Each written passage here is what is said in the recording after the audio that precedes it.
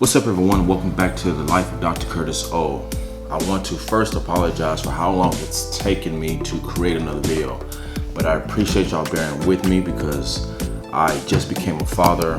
I just had my first son about a week and a half ago, which is why I'm wearing my Love It Up to Daddy shirt. It's been an unreal experience, indescribable for the most part, taking it all in, but obviously it's been exhausting nonetheless. A lot of sleepless nights. But I wouldn't change this feeling for anything. Now, that's the reason why I haven't been able to create a video, because I'm trying to get my life back situated, especially with the little man in our life. But I'm glad to be able to be here with y'all and keep the ball rolling. So before we get started, we're going to talk about residency, my experience with residency in this video.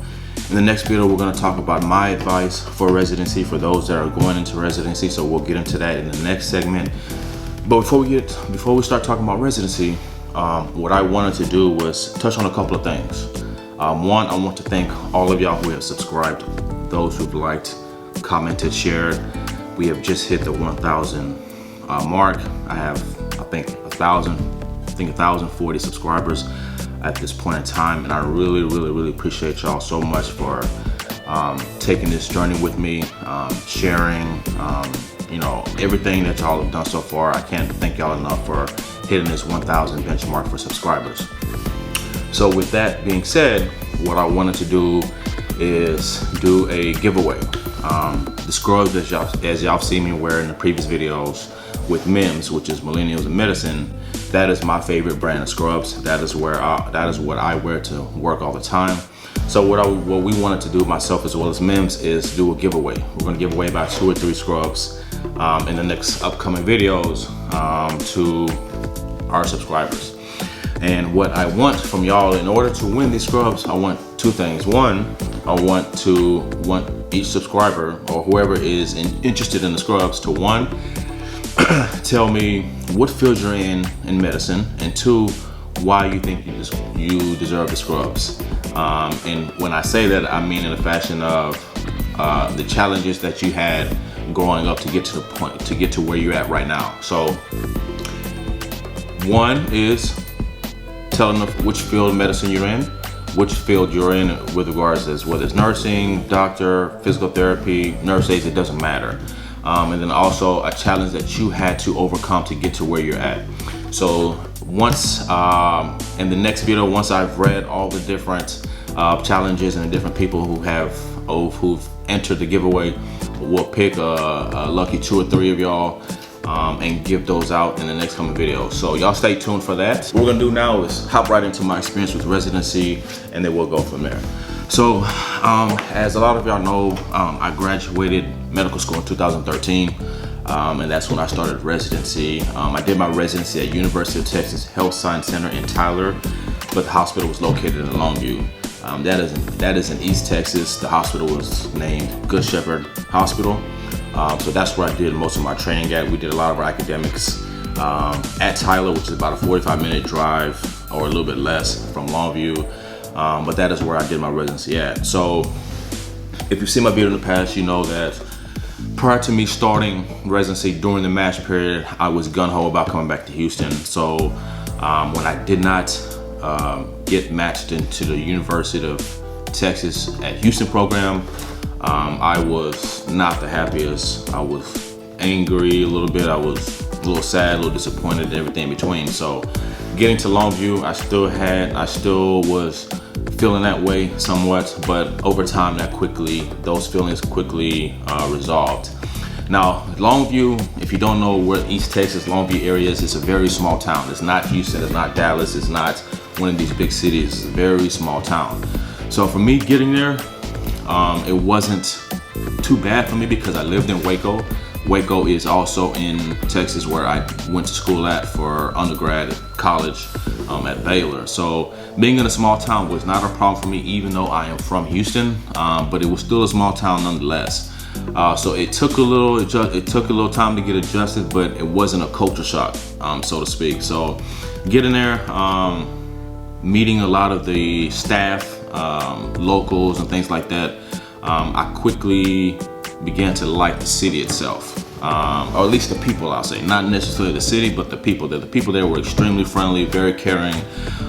It wasn't about I. They really looked out for you. So I was very, very blessed to be in that predicament, to be able to live in a city where I liked the people there. So when I went there, obviously prior to you starting residency, you have a 2-week period of orientation. So at that point, we did this whole white coat ceremony thing. And then I kind of met the program director again. I met the program director during the interview process for residency, but this is when I actually was able to sit down and talk with the program director. And so during that time period, my program director, he was Nigerian. And if you know how Nigerians are extremely strict. So at our program director had some very strict rules. And the number one rule was professionalism. Professionalism. So for us, we couldn't wear anything else but, for men, tie, button down, slacks, and dress shoes with white coat. It was none of this scrubs here, scrubs there. It was straight business, professionalism. That's all he preached. So for my 3 years there, outside of the night float, I had to wear ties, button downs. And that was, for me personally, I love to dress up. But that's when I wanted to dress up, not necessarily being forced to dress up. So for my time there, by the end of my 3 years, I quickly hated not wearing ties and dress shoes and dress shirts and all that other time. So if you've seen a lot of my pictures on Instagram, Dr. Feels Good, that's with an S after Feel, you'll notice that I don't wear a lot of ties and all that. I wear scrubs because I felt like I wore it so much in that 3-year period that I was done with it, completely done with it. So anyway, so did orientation, that went well. So we started residency July 1st. And I had a few things that I wanted to accomplish there. One of my biggest things that I wanted to make sure I did was I wanted to make sure that I was confident and not cocky. You definitely don't want to start residency cocky. You definitely don't want to start residency not confident, because those two things right there will eat you up during residency, especially in your first year when you're trying to make a name for yourself. So for me, who has had to overcome so many challenges, for me who played a lot of sports, this wasn't necessarily a big issue for me. Adjusting on the fly, learning, competing with residents, because obviously when you go into residency, a lot of your colleagues will want your spot. They're gonna want to be, you know, the resident that looks the best in front of everybody. So competition, I was all for it. Healthy competition, obviously. But adjusting to being a PGY1 and everything that came with it, for me, wasn't that bad. I was not overwhelmed, and that was a blessing for myself, just because I've been through so much up to this point that I was able to take everything in and adjust whenever I needed to. So as a PGY1, you want to feel like you're the doctor. You want to feel like you're the ones talking to patients, explaining the plan, explaining why they're here, explaining what's going on. But PGY1 really, it's a lot of writing, scut work. Most programs across the country, I don't care where you went, PGY1, a lot of people can probably attest to it, is you're writing. Your PGY2s and PGY3s telling you what to do, your attending is telling you what you do, your program director is telling you what you do, and all you're doing is pretty much just writing. And that's how it felt that year. It's just a lot of writing, and there's not much you can really do about it. You really, you wanted to walk into patients' room, talk to families, and do this, that, and the third to make you feel like you are the doctor, to feel like you are the attending, but PGY1 was not that. It was not that. So if you're about to apply for residency, or you're about to start residency, or whatever the case is, and you think you're about to come in there and just start prescribing medications, talking about diagnoses, explaining plans, you can forget about it. You can forget about it, because that is not the case in most programs across the country. So that is something that I had to learn, is that I had to kind of sit back, relax, soak everything up, and then just do whatever, my PGY2 and PGY3s wanted me to do, what my program director wanted us to do, what my attendings wanted us to do. So it was a learning curve nonetheless, but it was one that, again, for me, it was not overwhelming. Now, obviously, when you get to residency, you obviously got to get acclimated with the hospital. So not just doctors, you got to get acclimated with nurses, which is very, very important. And as you know, nurses can make your life a living hell if you are not on their good side. So for me, I wanted to make sure that that me and my nurses were in a good relationship. So I remember starting in I think that very first week or two, I brought donuts to our hospital to make sure I got on their good side. So they can help me a lot, because a lot of these nurses, they have a lot of years of experience and they can teach you a lot to save your ass at times. So I wanted to make sure I stayed on their good side, and thank God for myself I did. Especially for me, when I was one of the few black people, and I'm not the black person that's that looks like everybody else. I have the tattoos. I'm a big black guy. I'm 6 foot, or was probably 210, athletic build. So obviously I stuck out like a sore thumb. You know what I mean? So I had to make sure that I did everything possible to not have that target on my back. So making sure that I had my program director on my side. Well, obviously they were on my side, but making sure that my nurses were on my side, whether it's physical therapy, speech therapy, respiratory therapy, whoever it is, I wanted to make sure that I had the good relationships with everybody, because that makes your residency experience that much easier when the people that you're working with, not just your colleagues, but the staff and all of that, are on your side. So one of the things that we had to do is, obviously, like I stated, PGY1 is a lot of scope work, but a PGY1 is also a lot of reading. I mean, whether it's first year, second year, third year, fourth year, fifth year, whatever residency program you're in, there's gonna be a lot of reading. But for PGY1s, there was a lot, because all you did was scope work and read, and present to attendings. And so for our program director did not care about the zebras, the zebra conditions like pheochromocytoma and all of these rare conditions. He wanted to make sure that you knew the bread and butter medicine, the diabetes of the world, hypertension, the COPD. So we really had to hone on and make sure that we master that, because they don't care about pheochromocytoma. They don't care about all these other rare conditions, because that's not what you see in the world a lot. I mean, you get those cases here and there, but you see the most common cases. That's what you see 90% of the time in a hospital. So PGY1 was all about learning those boring things, or at least what PGY1s thought were boring. You want to learn, you want to know pheochromocytoma and all of the different treatments for that. You want to learn about basal cell carcinoma. You want to learn about all of these weird, rare things and make yourself look like you just Mr. Know-It-All, like you're the walking encyclopedia. But that's not the case. And so that's one of the things that I loved about our program, is that our program director made sure that we knew the bread and butter part of medicine. Because if you know diabetes, you know hypertension, you know COPD, then obviously when it comes to all of these different other conditions that are tied to that, whether it's specialties, it makes it that much easier in terms of knowing having a good foundation so that you can build on that. So with my first year, my attendings there I thought were actually really good. Except a couple of those I'm not going to mention, but other than a couple of attendings, the attendings that I worked with, rounding and all of that, were superb. And I remember one particular attending and one story that I'd shared that I haven't really shared with anybody before was I got myself in trouble by lying. So what happened was, during PGY1, obviously you're going to be the ones doing rounding to describe what's going on with the patient, because when you get to residency and you'll be a PGY1, you have to go see these patients. You have to take a history, do an examination, and report back to your attending during rounds. So you want to make sure that your presentation is perfect, and that's what I wanted to do. Now, there was one patient, I never did this again, but there was one patient where I felt like I hit on everything that I needed.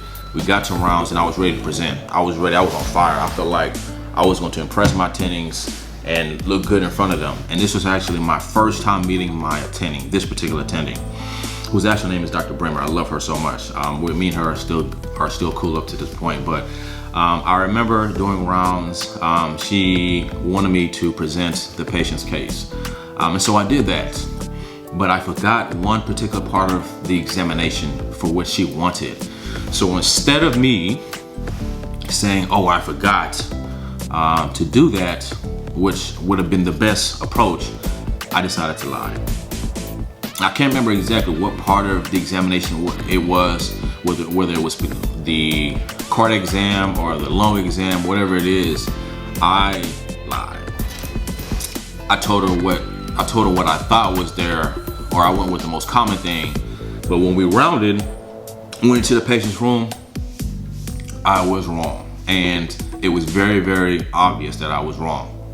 Not just in front of her, but also in front of my colleagues, because there was two PGY1s with the PGY2 doing the rounding. So she knew I was lying right off top, and Dr. Bremer does not play. She does not play. So she called me out in front of everybody after we left the room, and that was quite embarrassing, especially for me who doesn't get embarrassed often. That was a low mark for me, and that was my first meeting with her, my first impression. That was her first impression of me, so it didn't look good. And so even when she chewed me out in front of the team and made me an example, she pulled me to a side and made sure that I never did that again. And that point on, I never lied about examination again, because that was bad. That was bad. But yeah, so that was one story that happened to me during PGY1. But yeah, so while during PGY1, like I said, it's a lot of scope work, it's a lot of reading, it's a lot of studying, but it's also a lot of hours that you put into the hospital. You don't do a lot of specialties like cardiology, GI, endocrine, things like that, pulmonology, at least not in our program, but I think that's kind of universal across the country. So you're doing a lot of rounds. Your weeks you're doing a lot of rounding, whether it's nights, whether it's days. And so that could get very, very tiresome. You feel like you have two full-time jobs plus overtime. That's how much you are working, and you feel like you're just making pennies off of that. So I think that was probably the most challenging, is how much time you were spending in the hospital. You didn't have a lot of time. You didn't have a lot of free time to go play with your, go visit friends and family. You didn't have a lot of time to go travel, things like that. But when you did, you had something what's called a golden weekend. I'm sure everybody across the country who has done residency can attest to is that golden weekend is everything to you. And that golden weekend is when you have both a Saturday and a Sunday off. And when that happens, most people, if you're not from that city, you tend to get out of there. Or if you're not from that city and it's a big city like Miami, Houston, Dallas, New York, whatever the case is, and you may spend time there and have fun. So for me, because it was Longview, because there wasn't much there, I went home. And the reason why is, for me, I'm a big family person. I love my family, I love my friends, and being in Longview, although the people there were extremely nice, it was still a small town. And so getting away from that city was big for me, because when holidays came, it was a bit depressing because I was by myself. I didn't have a really good relationship with my colleagues in terms of having similar interests, things that we love, sports, whatever the case was. We just were too different. So whenever holidays came around or weekends come around, and social media, everybody's posting them partying and all of that, it could get very depressing, especially for myself. And I actually felt that way a lot of times, and I wanted to go home. When I was at Baylor, obviously that's a small town as well, I had friends that were just like me. So that was easy. When there was, times where, we had free weekends, I could kick it with my friends. When I lived in Miami, it was Miami. I had friends that visited all the time. Everybody wanted to come to Miami. Everybody wanted to party. And also on the island, luckily for me, I had a couple of really good friends I had a few good friends that we had similarities with. So Longview, for the most part, was the only place since I've left home at the age of 18 where I felt alone at times. And so anytime I got a chance to get out of Longview and go home, that's what I wanted to do. Especially with how many hours you put in, how much studying you do and all of that. Especially as a PGY1, I needed to get out. So that golden weekend was everything to residents. As soon as I clocked out on Friday, I was gone. I was back in Houston. And coming back was even more tough, because you go home, you enjoy all the time, and now you're back at work. That coming back to reality, that at times itself was depressing. But yeah, that PGY1 was a lot of work, a lot of stuff work, a lot of studying, a lot of reading. Because your PGY1 year was like that, you didn't really get a feel for different specialties. Obviously, when you rounded, you met with other consultants and things like that, so you started to kind of pick up on things that you may or may not like. Getting there, I had intentions of doing sports medicine at that time, because obviously sports is my life. I'm a sports crackhead. That's what I love. So even though I wasn't doing orthopedics, which was obviously a route that I did not want to do, I still wanted to be in around sports some way, somehow. So that particular program that I was at had a sports medicine fellowship in Tyler, which is another reason why I chose that program. So my PGY 1 year, we were able to do a couple of rotations during your PGY 1 year, where you had interest in, whether it's cardiology, pulmonology. For me, I wanted to do sports medicine. So I did a rotation with one particular physician who was a sports medicine doc to see if this was something that I wanted to do. And I quickly found out that's something I did not want to do. I love sports. I love sports a lot, but the thing about sports is we know how games are. Football games, which is football is my first love. Those happen on Friday nights, Thursday nights, Saturday nights. So as a big family man, for me, all those nights would be gone. And those are typically the nights that you have off. You know what I mean? So I couldn't do sports medicine for the simple fact that I wouldn't be there for the family on the nights that I wanted to just relax and be at home. So as much as I love sports, as much as I love being around athletes, I love family that much more. So all my Fridays and Saturdays gone, and then coming back on Sunday for after games to, evaluate injuries and things like that, that was just too much. So I quickly found out after PGY 1 year, sports medicine was not what I wanted to do, but I still had an open mind for other specialties that I actually had interest in as well. So overall, PGY 1 was great. I wouldn't change my experience for anything. I learned so much.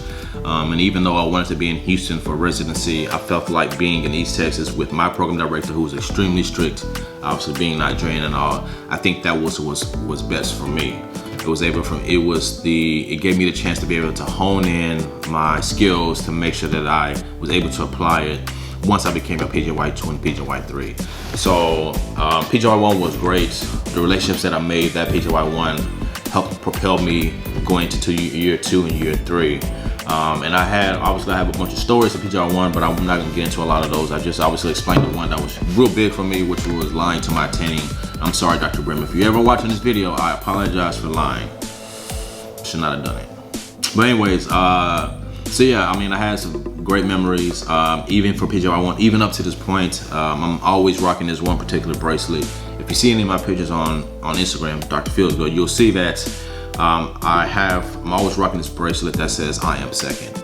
And the very first patient that I ever got to examine as a PGY 1, take a full history, gave me this bracelet, meaning put God first, put yourself second. And since then, I've always rocked this bracelet or this band, and I rarely have taken it off. So PGY 1 was great for me. Again, it wasn't overwhelming. Obviously, it was still a big learning curve, trying to adjust on the fly, but I took it all in, and I always looked at the glass half full. So after PGY 1 year ended, you become a PGY 2. So PGY 2 is where you feel like you got a little more hair in your chest. You're no longer a PGY 1. You're no longer doing all the scope work. You feel like you can kind of walk around the hospital with your chest inflated. That's how I felt. That's how a lot of PGY 2s feel like across the country.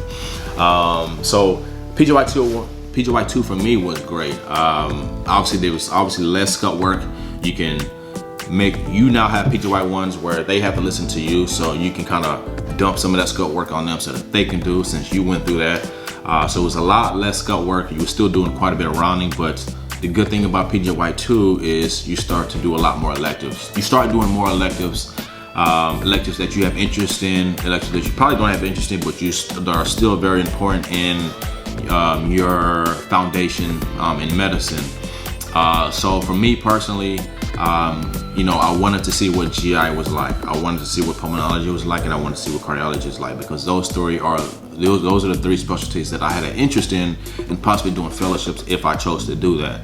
So PGY 2 was a lot of specialties, obviously with a lot of rounding. However, it was also a lot of doing research. So evidence-based medicine research is things that could improve the program, things that you obviously have to apply, because now you weren't just doing scout work, you were actually talking to families, talking to patients, about the diagnoses, about the plan, things like that. So you had to make sure that you were on your P's and Q's. You had to make sure that you were on top of everything when you walked into a room. Because the last thing you want to do is walk into a room, a family or a patient asking you questions, you don't know what you're talking about, or you don't sound confident. And once a patient or a family lose confidence in you, from that point on, it's extremely tough to get that back. And it's extremely tough for them to trust you. So PGY2 was, you had to be a little more confident, but still had to stay away from being cocky, because cocky will kill you regardless of what year in residency you're in. Cockiness will kill you. So you have to be extremely confident walking into these family rooms, discussing, plans and all of those things with them. So that is something that I enjoyed. I love being, in the spotlight. I love feeling like I was pushed into a corner, because I've always had to fight my way out. So this for me was a great experience. Teaching not just the patients on what's going on, but also teaching my PGY1s what they should and shouldn't do about certain diagnoses, questions that they may have. So PGY2 was great for me. Another thing that was big for me was picking the brains of my attendings. In residency, you don't get taught a lot about the business side of medicine. That's just kind of like the general consensus across residency programs across the country. There may be some here and there that will get into the business side, but for the most part, they don't teach you what you need to know. So picking the brains of my attendees, getting a feel for how their life was outside of the hospital was big for me. Businesses has been one of my big passions as well. So I knew that I wanted to do not just stuff in the hospital, but wanted to do things outside the hospital, multiple sources of income and things like that. So I picked my attendees brains like you wouldn't believe. I was asking them 1,000 questions because I knew we weren't getting the information that I needed. So if you're out there, you're about to be a resident, or you're a current resident, you're a medical student, or whatever the case is, make sure that you take the time to pick the brains of your attendings, whether they're hospitalists, whether they're primary care physicians, whether they're consultants, whichever doctor that you have that you're able to interact with, pick their brains, because that's going to make your decision that much easier once it's time for you to decide which route you want to go. So that's something that was very big for me, is I used PGY2 year to make sure that I had an idea of what I wanted to pursue going into PGY3, and so on and so on and so forth. PGY2 year was also a year where you wanted to start to study for your boards. Obviously, everybody's different. Some people can start in PGY3, some people start PGY1. For me, PGY2 was where I felt like now I can start to answering a lot of questions, mixed app questions and things like that, to make sure that I started to create that foundation so that when I sat for the boards, I didn't feel overwhelmed. I feel like I can hit that in stride. So PGY2 was when I started to put a plan in place for myself in terms of how I wanted to attack the boards. And then I started to do so. I started lightly, read a lot from mixed app books, which was pretty much the Bible of internal medicine, so to speak. That's what got me through. That's what got a lot of residents through. So I started to kind of read through those slowly but surely, make sure I got through all of the content that was available for me, to be able to have a good foundation and blueprint moving forwards. Also during that time as well, especially whether PGY1, which also occurred in PGY2, you take these tests that gives you an idea of how you would do on the boards. And it's slipping my mind on exactly what it's called, but whether you're PGY1, PGY2, PGY3, we took these exams where it was, I don't remember how many questions there were, but it was an extremely long exam. And based off of your score would tell you if you would have passed your board exams or not. So PGY1, for those who end up taking that exam, I'm not sure how many programs did it across the country. I'm assuming a lot of them did, if not all, just because it gave you a good idea of how you would do on your board scores. But for PGY1s, when you take that exam, 90% of y'all are going to do terrible, and that's okay. You're not expected to do extremely well. So, but what you want to see is that trajectory. You want to see that improvement from your first exam to your second one to your third one, and that's what I saw. PGY1, I bombed those. PGY2, I can see my score starting to improve. It's not where I wanted to be, but that gave me an idea of how I would how it would fare on the board exam. So that's where studying for your boards was very, very vital, very big, because you wanted to make sure that you gave yourself an accurate idea of how you would do on these exams. So studying was big for me, especially for the boards and during my PGY2, making sure that I had all that information down packed. So again, PGY2 year was good to me, much better than PGY1. A lot more electives, less inpatient rounds and things like that. And obviously because of the electives a lot of times are Monday through Friday. So if you were on the cardiology service at times, pulmonology, not all the time, but you would have more weekends to yourself. So obviously that meant for me, I'm getting out of Longview. I would go because of where Longview was located, I can go to Shreveport, which is about an hour drive, go do a little gambling here and there, lose a little money, make a little money, lose more money, or I go back home. So PGY2 year, it wasn't as depressing at times for me, because obviously I'm a family man. I love my fans, I love my friends, I love my family. So I was able to go home a little bit more often. PGY2 year was also a year where I met Dolly, and we talked a lot. So now she was in my life, that made things a lot more easier. So I enjoyed it. I enjoyed it a lot. So after PGY2, you become a PGY3. And for internal medicine, family medicine, and some other residency programs, PGY3 is your last year. So in some residency programs are 3 years. Most surgery programs, not all, are 5 years at least. So PGY3 was your last year. That was pretty much where you were not attending, but you were damn close to that as possible. So when PGY3 year hits, you feel like you're King Tut. You feel like no one can tell you nothing, because you pretty much ran the show. Your attendings, if you built that relationship with them, if you've built that confidence, that trust with your attendings, you can pretty much start patients on medications, order labs, this, that, and the third. A lot of times by yourself without having to go through your attending. Obviously you want to report to them at the end, but they had the utmost confidence that you knew what you were doing. So that's where I said that even though you weren't attending, even though you were not an attending, you felt like one, because you were in your last year. You know you were about to be out on your own if you didn't do fellowship in 1 year. So for me, I felt like King Tut. My chest was hella inflated. I mean, you could have gassed me up. You know what I mean? I mean, you couldn't tell me nothing. I was telling my PGY1s what to do, PGY2s what to do. You couldn't tell. I mean, I felt like I was that guy. I did. So PGY3 was a lot easier than obviously 2, and much easier than PGY1. You had a lot more time on your hands. You still had some inpatient rounding and things like that, but it wasn't nearly as much.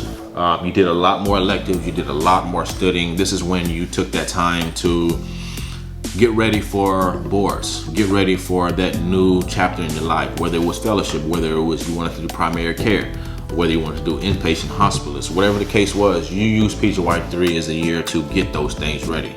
So with all that going on, that's why PGY2 was big for me in terms of the studying aspect of studying for your boards, because last thing you want to do is be worrying about so many. You don't want to have too many cooks in the kitchen. You don't want to have too many things on your plate moving around at one time.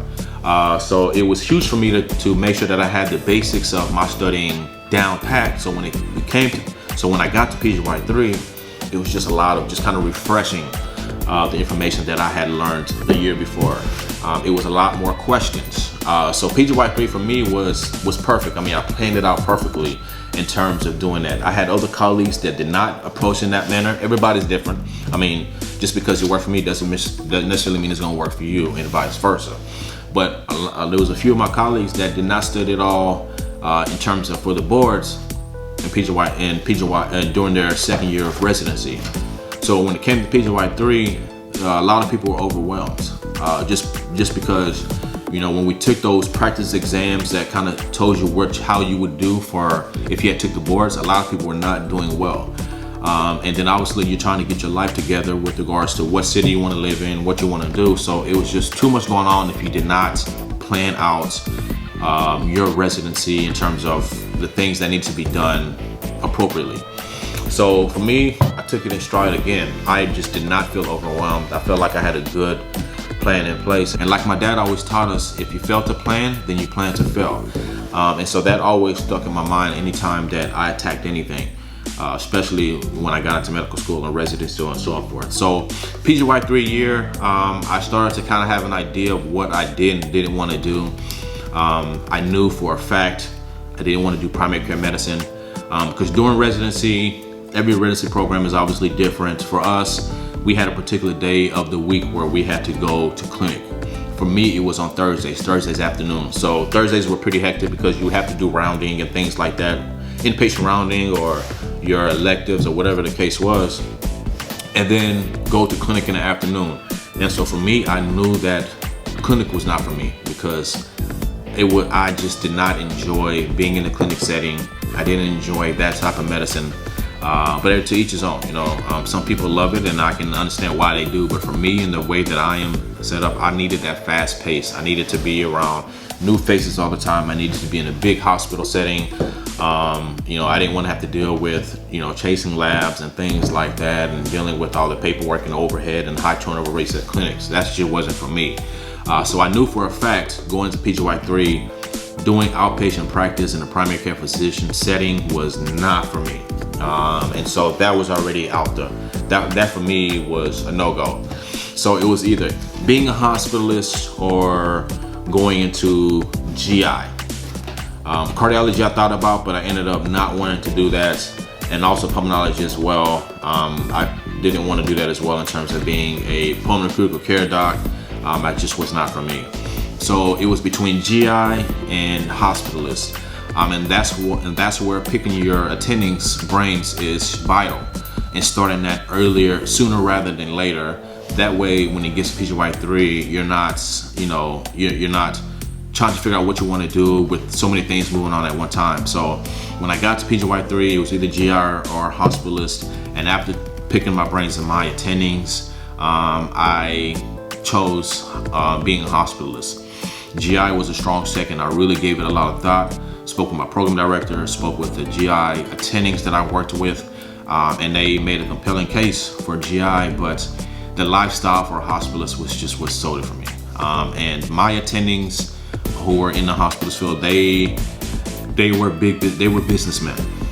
They did so many things outside of being a hospitalist that really interested me. And so I chose that field because I knew that I wanted multiple sources of income. I knew that I wanted to dibble and dabble in this and that. And with that schedule of being a hospitalist, I was able to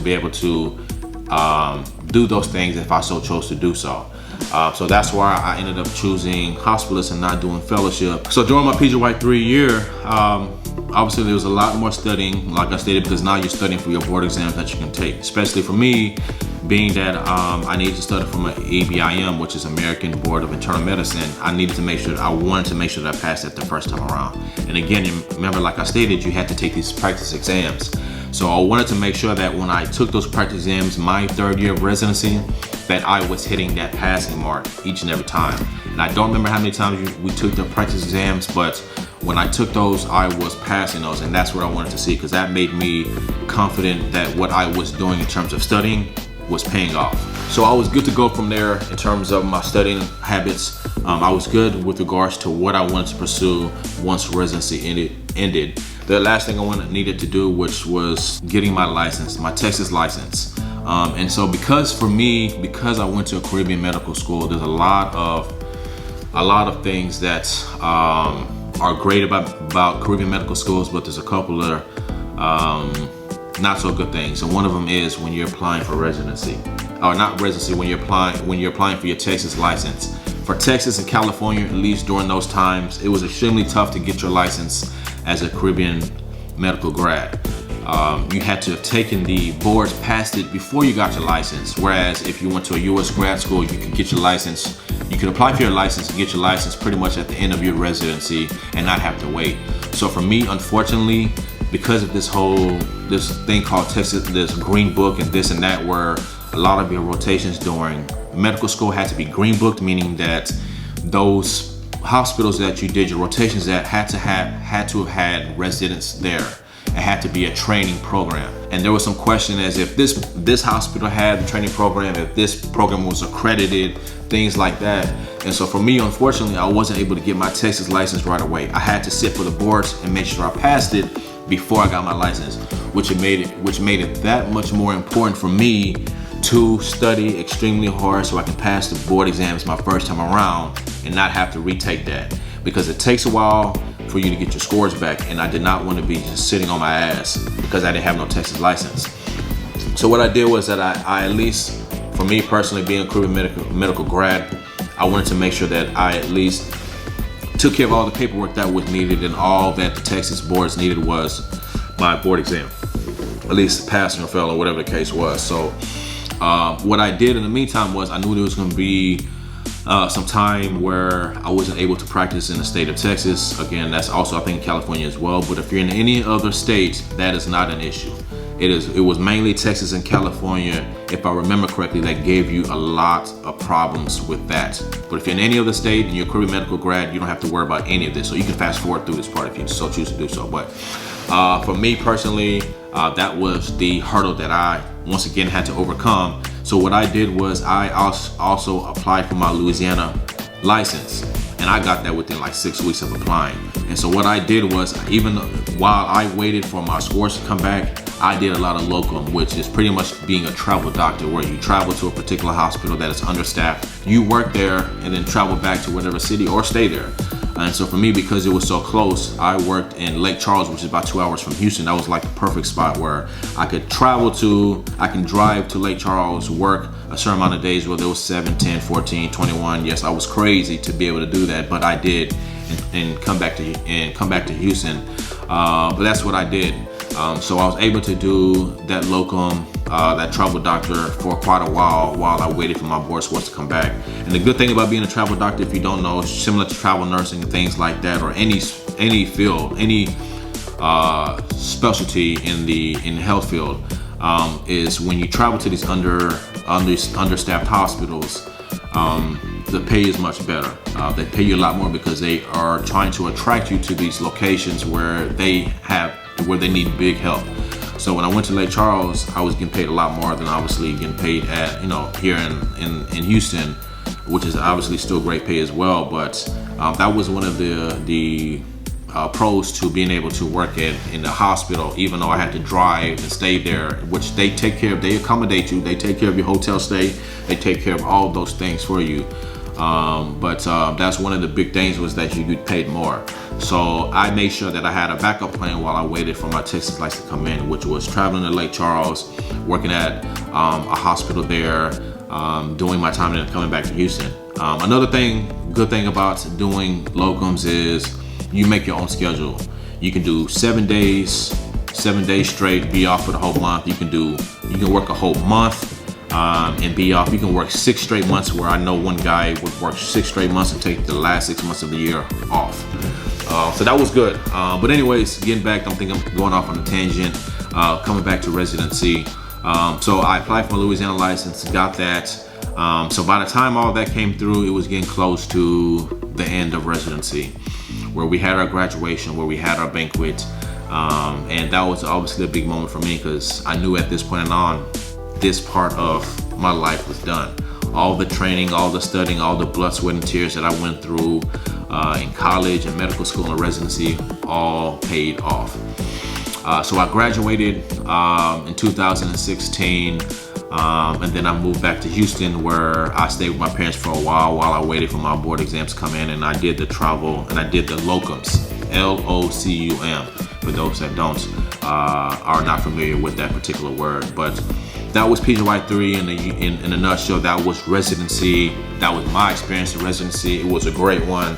Not a lot of overwhelming experiences. My biggest thing, obviously, again, was, I think the hardest thing for me was being away from home and not having friends that had my similar interests that I could talk to on the weekends, and I was too far away from Houston to be able to drive home whenever I wanted to. I think that was the biggest thing for me, was those weekends where I was off but couldn't make it home. So outside of that, it was a great experience for me.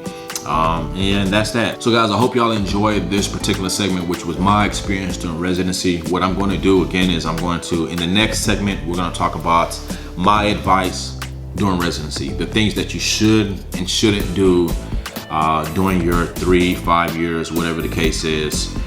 to make sure that it's about as it's as smooth as possible for you. So y'all stay tuned for the next segment, because we're gonna dive into that. And again, I apologize for how long it took me to create this video, but I promise that we're gonna be right back on track. My boy CJ, my son, he is coming along. He's doing extremely well. We've adjusted to parenthood, so we're doing good from that point of view. So y'all stay tuned, and y'all know what to do.